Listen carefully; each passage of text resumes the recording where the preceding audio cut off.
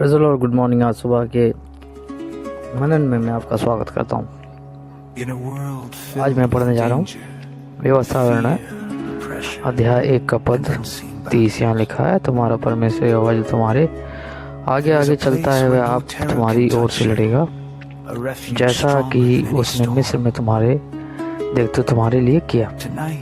मेरे जी, जो आप इस समय जिस परिस्थिति में हैं उसमें आप यदि पुरानी बातों को यदि आप सोचते हैं कि परमेश्वर ने किस प्रकार से मेरी अगुवाई करी, तो आप जयवंत होते हैं। इजराइलियों के साथ समस्या ये रही कि वे परमेश्वर के उन आश्चर्य कर्मों को जो परमेश्वर उनके लिए करता था वो भूल जाते थे। परमेश्वर चाहता था कि आप उन बातों को न भूलें जो परमेश्वर ने हमारे साथ की हैं, इजराइलियों के साथ की है। परमेश्वर नहीं चाहता कि वो बातें इंसान मनुष्य भूल जाए, क्योंकि जब वो भूलता है तो वहाँ सवाल को पुट ऑफ करता है, सवाल खड़ा करता है, सवाल पूछता है। और जब वो सवाल करता है तो मेरे जी वहाँ पर विश्वास जो है वो डाउन होता जाता है, विश्वास जो है कम हो जाता है। कब? जब वो इंसान सवाल करता है परमेश्वर के साथ। मेरे जी, जो परमेश्वर ने इजराइलियों की हमेशा अगुवाई करी, इजराइलियों को संभाला, उन्हें जो भी चीज़ की आवश्यकता थी परमेश्वर ने उन्हें दिया। बाइबल में यहाँ तक लिखा है कि 40 साल तक ना तो उनके जूते फटे ना उनके जूते घिसे। परमेश्वर ने यहाँ तक उनकी अगुवाई करी।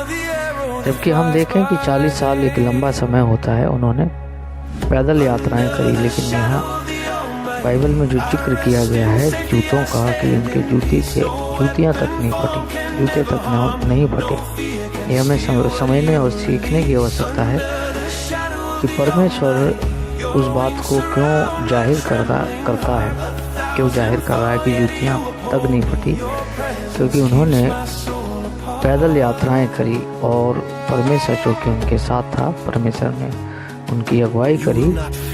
इसी वजह से आज हमें ये समझने की और ये जानने की आवश्यकता है कि क्या मैं परमेश्वर इस बात को समझता हूँ कि परमेश्वर मेरे साथ है, परमेश्वर मेरी अगुवाई कर रहा है। यदि आपको ये विश्वास नहीं है कि परमेश्वर आपकी हमारी अगुवाई कर रहा है, तो मेरे जी जो हम हार जाएंगे, हम निराश हो जाएंगे, हम हताश हो जाएंगे, हम जीवन की उन समस्याओं से हार जाएंगे जिनमें होकर शायद हम लोग आज चल रहे हैं। ये हमें इस वचन की प्रतिज्ञा को याद रखना कि परमेश्वर हमारे आगे आगे हमारी अगुवाई कर रहा है और हमारी ओर से लड़ता है। लड़ाई कई प्रकार से हो सकती है, चाहे वो फाइनेंशियली हो, चाहे शारीरिक हो, चाहे मानसिकता की हो, चाहे आप परिवार को लेकर लड़ रहे हों या फिर आप कई विषयों के लिए लड़ रहे हों। लेकिन बाइबल में लिखा है कि लड़ाई परमेश्वर आप लड़ेगा तुम्हारे लिए। दाऊद ने भी एक बार कहा था कि संग्राम यहोवा का है, लड़ाई यहोवा की है, परमेश्वर की लड़ाई है।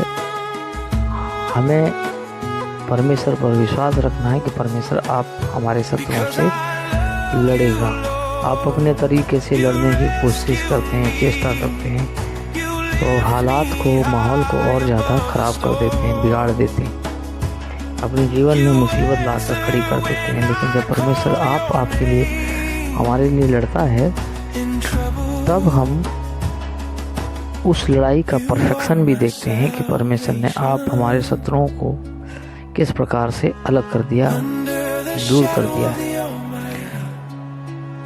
परमेश्वर चाहता है कि हम उस पर विश्वास करें, भरोसा करें। विश्राम विश्वास की मुद्रा है और विश्वास विश्राम की मुद्रा है। जब आप भरोसा करते हैं परमेश्वर पर कि मेरी लड़ाई परमेश्वर लड़ेगा, तो हम उसके उस महान काम को भी अपने जीवन में होते हुए देखते हैं। परमेश्वर नहीं चाहता कि आप हताश हों, निराश हों और इस बात का संदेह करें कि परमेश्वर